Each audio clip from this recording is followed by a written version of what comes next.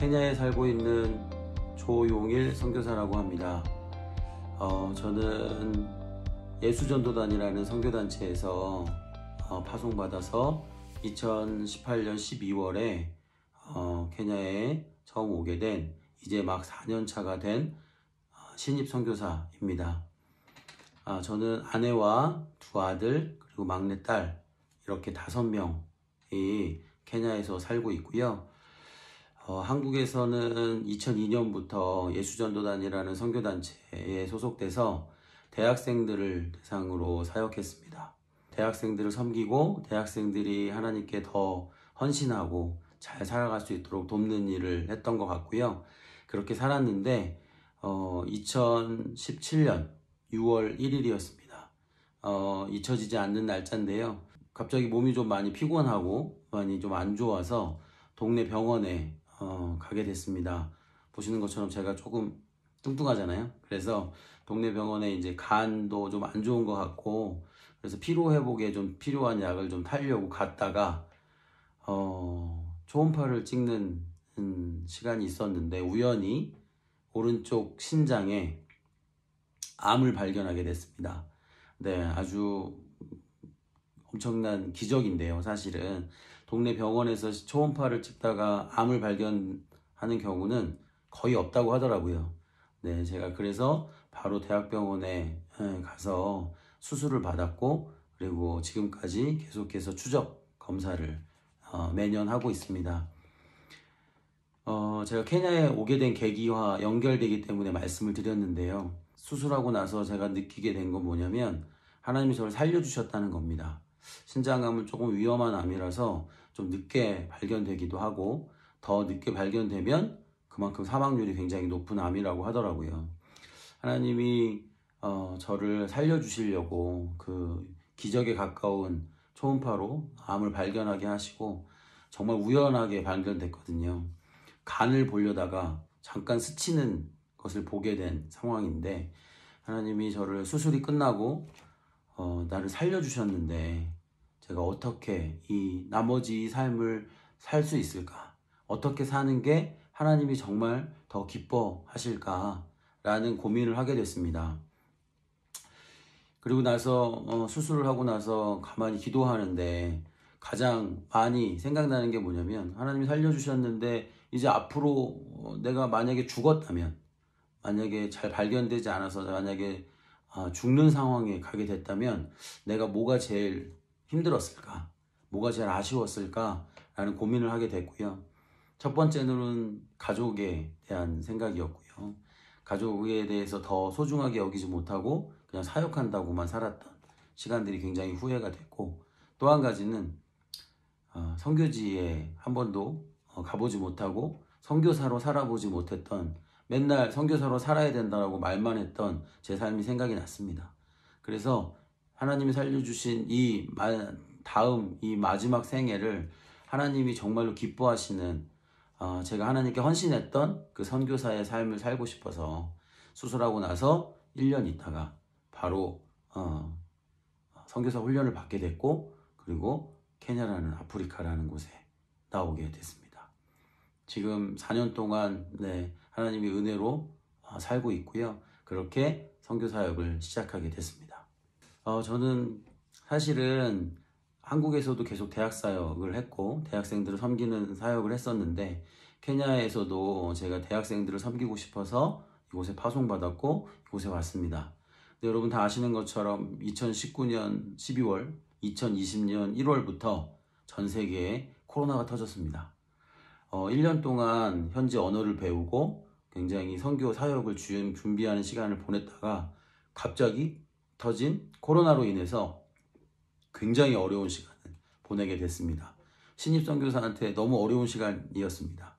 아무것도 할 수 없었고 그리고 심지어 밖에 나갈 수도 없었고 아프리카라는 곳에서 코로나 한번 잘못 걸리면 특별히 저는 암 환자이기 때문에 너무 무서운 시간을 보내게 됐고 가족이 한꺼번에 한국으로 들어가기에는 비행기 값이 너무나 올랐기 때문에 움직일 수도 없었고 굉장히 어려운 시간을 보내고 있었어요. 그런데 그렇게 갑자기 코로나가 터져서 저희가 아무것도 할 수 없을 때 하나님께서 새로운 사역을 열어주셨는데요. 그것이 무엇이냐면 저희들이 그 1년 동안 언어를 배우면서 알게 된 싱글맘, 그러니까 남편이 도망가 버린 아이를 키우는 과부 자매들을 몇 명 알게 됐습니다. 그들에게 언어도 배우고 친구로 지내고 있었는데 갑자기 코로나가 터져서 그들도 다 직장을 잃어버리고 그냥 어떻게 다 연락이 끊긴 거예요. 그리고 어느 날 갑자기 제가 저희 아내랑 기도하다가 갑자기 그들이 생각이 났습니다. 그래서 저희 아내한테 연락을 해봐라. 어떻게 지내고 있는지. 우리도 이렇게 어려운데 그 사람들은 더 힘들 것 같다. 라고 연락을 했더니 연락을 줘서 너무 고맙다. 이렇게 답이 왔어요. 그런데 지금 이 코로나로 우리들은 너무 힘들다. 너무 어려운 시간을 다 보내고 있는데 지금 너희들이 연락을 줘서 너무 고맙다. 지금 우리가 3일째 아무것도 먹지 못하고 있다. 이렇게 답장이 온 거예요. 아프리카에는 코로나 기간에 굉장히 많은 사람이 굶어 죽었습니다. 정말로 먹을 게 없고 일자리가 없고 그래서 더 많은 범죄가 일어나고 더 많은 엄청난 일들이 일어났는데요. 그 특별히 가장 취약계층인 고아와 과부들, 그들에게 너무 큰 어려움의 시간이 있었습니다. 그래서 저희들이 갑자기 그들에게 굶고 있다니까 어떻게 할 수가 없어서 저희들이 사역을 준비하고 있는 시간도 아니었고 저희도 쉽지 않은 시간을 보내고 있었는데 저희들의 모든 생활비들을 막 끌어모아가지고 빨리 돈을 보냈습니다.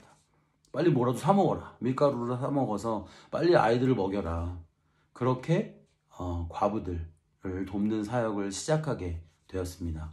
그래서 그들을 계속해서 매달마다 어느 정도의 음식을 보내주면서 그들과 계속 교제하고 그들이 살아갈 수 있는 사역을 시작하게 됐죠. 그러다가 저희가 처음에 연결됐던 그 자매가 연락이 왔습니다. 너희가 우리를 도와줘서 너무 고맙다. 너무 고마운데 한 가지 부탁이 있다. 우리가 너희들한테 이런 돈을 받고 이런 음식을 받는 게 너무 고맙지만 평생 동안 우린 이렇게 살 수 없다.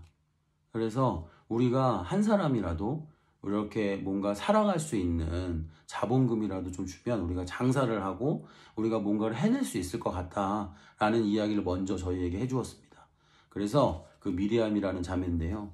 그 자매가 그럼 너희들한테 우리가 뭘 해주면 좋겠냐? 라고 물어봤더니 저희한테 닭을 키우고 싶다는 거예요. 그래서 닭을 키우면 너희가 이걸 할 수 있겠냐? 그래서 저희들이 닭장을 지어주고 닭을 사주고 그래서 그 닭이 알을 낳으면 알을 팔고 그리고 닭이 닭을 팔기도 하고 닭이 그 알을 부화시키면 또 키우고 이렇게 하면서 그 사람들이 주변의 모든 싱글맘들, 과부들이 함께 그 일을 할 수 있는 일을 하고 싶다는 겁니다. 그래서 저희들이 그것을 해줬죠. 그것이 저희들의 프로젝트 드림스라는 프로젝트의 첫 번째 1번 드림스 닭장입니다. 지금은 10호점 정도 싱글맘들이 스스로 자립해서 뭔가 자기의 삶을 살아갈 수 있는 가게를 내준 상태입니다.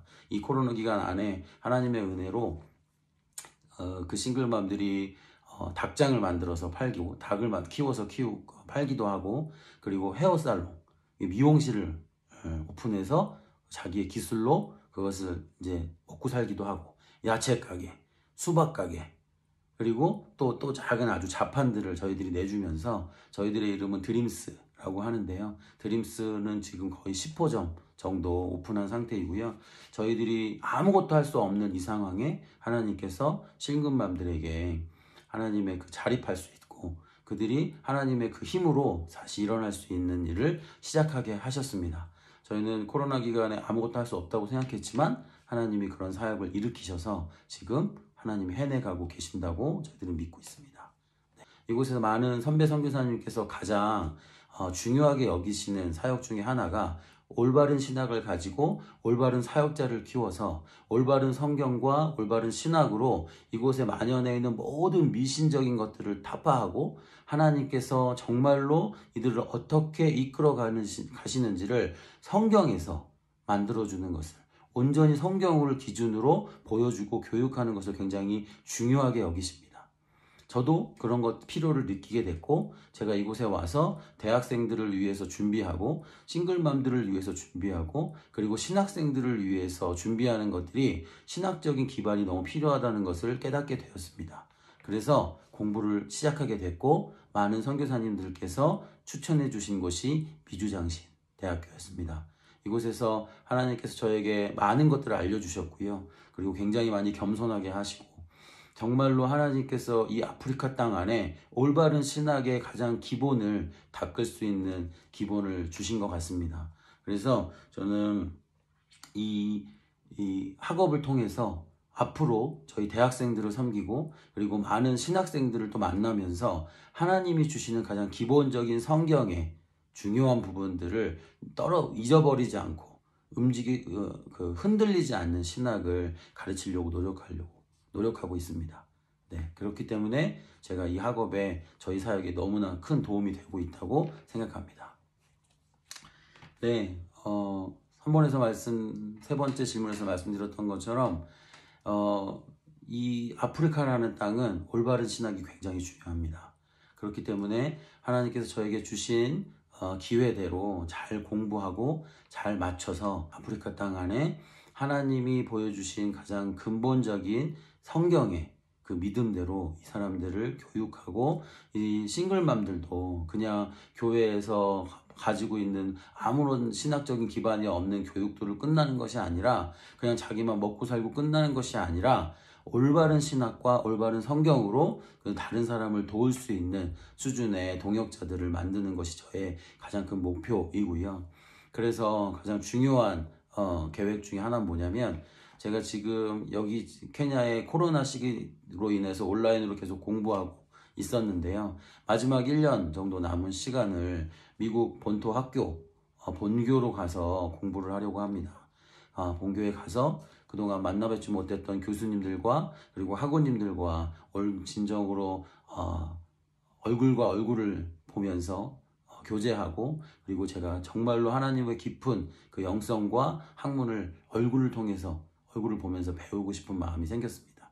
그래서 저희 가정이 지금 미국 LA 본교로 가려고 준비하고 있습니다. 가서 귀한 시간들을 위해서 준비하고 기도하고 있고요. 지금 아직 인터뷰와 이 미국 비자 인터뷰와 그리고 살집 그리고 뭐 여러 가지 생활 아무것도 준비된 게 없는데요. 하나님이 저희들을 가정을 인도하신다면 계속해서 하나님께서 그 인도하신 대로 저희들이 순종하고 가고 싶은 마음이 있습니다. 오프라인으로 가서 미국의 많은 분들과 교제하고 그리고 이 아프리카 땅 안의 상황을 이야기하고 그리고 함께 기도할 수 있는 동역자들이 많이 생겼으면 좋겠습니다. 전 세계의 미주장신 뉴스레터를 구독하시는 분들 안녕하십니까?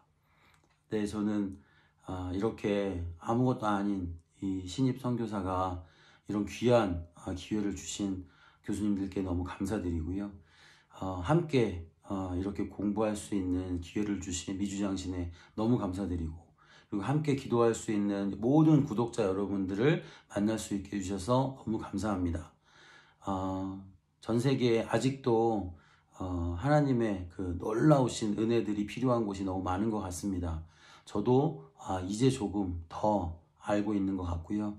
여러분들을 통해서 여러분들의 기도를 통해서 전 세계에 더 많은 은혜와 하나님의 복음이 더 많이 퍼질 것에 대해서 기대합니다. 함께 기도해 주셔서 감사하고 저도 여러분들을 위해서 기도하겠습니다. 감사합니다.